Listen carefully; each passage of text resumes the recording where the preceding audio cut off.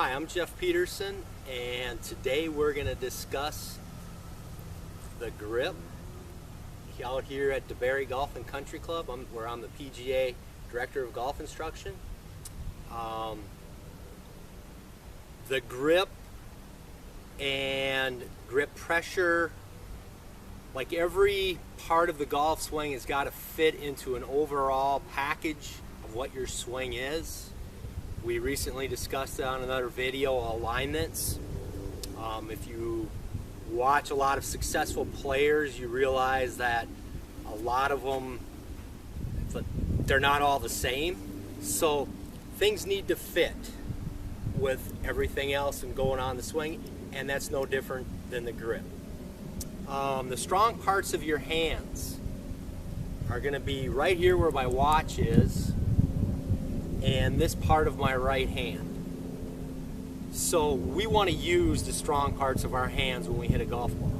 Meaning, when the minute of impact here, we want this left wrist flat or slightly bowed, which would mean my wrist is like this, which brings out that strong part of the left hand, and would also make the strong part of the right hand jet out. Versus a look like this, which we see a lot of times, kind of a scoop lifting motion. This is what we want to use. The club, for most people, is going to run down through the fingers of your hand with the heel pad of your left hand on top.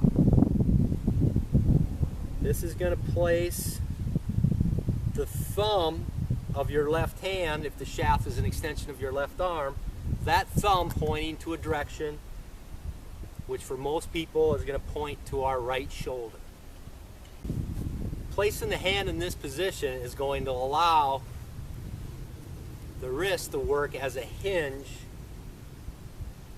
during the golf swing when that heel pad's on top. And it also alleviates the need to squeeze the heck out of the club, as this will form a pocket here, and I can have people pull on this and then it's not coming out.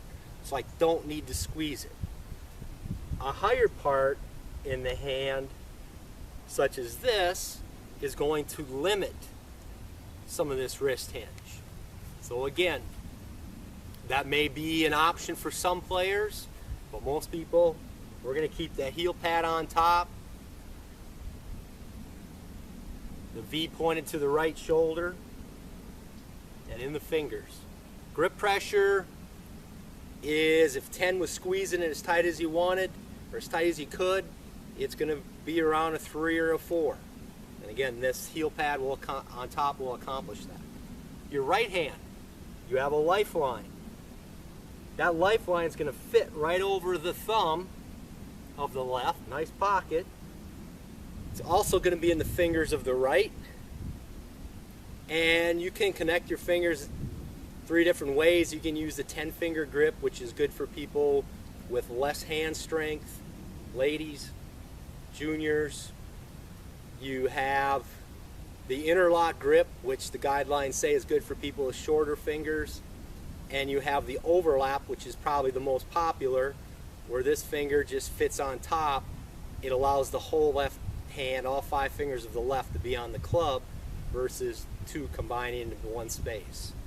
Whichever one of those you choose, again, that's kind of a personal thing and you have to kind of experiment, but we want in the fingers, V's pointed to the right, right shoulder, a la strong grip. So the V's pointed to the right shoulder is what we're going to call a strong grip. Not a good term for it. Everybody wants a strong grip, and not everybody's going to be using this grip. Pointed to your face is a neutral. Left shoulder is a weak or open face grip. Again, not a very good term. Remember, our hands are our only connection to the club. Where we place these on this here, on the grip or on the handle of the club, is going to affect, particularly the left hand, is going to affect the club face and where this is pointed extremely. that has the most influence on the face of the club. Where we place our hands and how it fits into the overall motion of our golf swing depends a lot on how a person uses their lower body. If they have a lot of lower body moving versus very little, and what shot shape they are looking for. If we want the strong parts of our hands leading the way all the time, I'm starting here with my hands, my V's pointed at my right shoulder. If I place this where I want these arms and hands to be at impact, you will notice the club face is going well left of this center alignment rod, which is on my target line. I don't want to go left. If I add where my body is supposed to be, or how it moves to impact, you can see how the club face now has moved square. If I had placed my hands on incorrectly for me over to my left shoulder, and I moved my body that same spot, now I'm going to the right. So basically, when you're looking at where you place those V's, it takes a little experimenting. But if I'm a person that uses a lot of lower body on it, my grip's going to have to be a little stronger, a little bit on the strong side, a la kids. So where these V's point for each player is a lot dependent on where the, using myself as an example, I try to line up with my V's to my right shoulder. If I make a swing, my body does certain things, my hands and arms come down, left wrist is flat, right wrist has some bend in it. This is where I want to be. Club face is going directly at the target. If I happen to put my hands on a little more neutral, in the neutral area, my body reacted the same way, my club face is going to stay open or to the right down that alignment rod. My hands get ridiculously over here to the right. I make a swing, body goes to the same spot. Now I'm going left. So I'm always looking for the same hand position when I hit the golf ball. Again, flat left wrist, slight bend in the right. If I make a swing with my good grip here and what I normally do, my body lags behind, I'm probably going to hit it left. Body gets too far out ahead, I'm usually left open, or I have to flick at it and I might get some snappers to the left.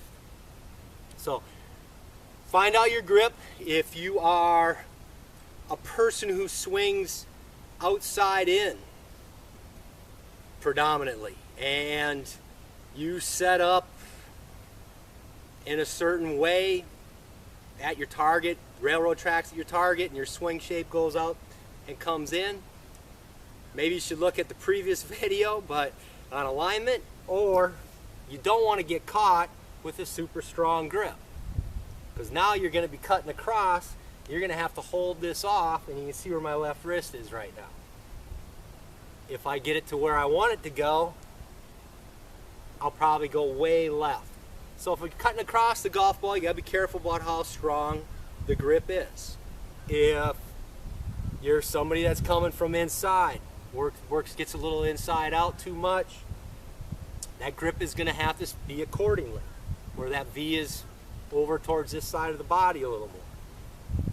If you're looking to snap hook something, hit a big hook, this can affect the face coming through. So that can help us turn the ball right to left. If you're looking to fade the ball, hit it left or right, turning it over this way can help us to hit the golf ball left or right. So always remember that you want the same position of your hands at impact. Again, the strong parts of your hands leading the way. Find out what your lower body does relative to the hands and match the grip to that overall swing. I hope this helps, and please feel free to call me with any questions, comments. 407-314-0104, or you can email me, jpetersongolf@hotmail.com. The website is jpetersongolf.com, and thank you.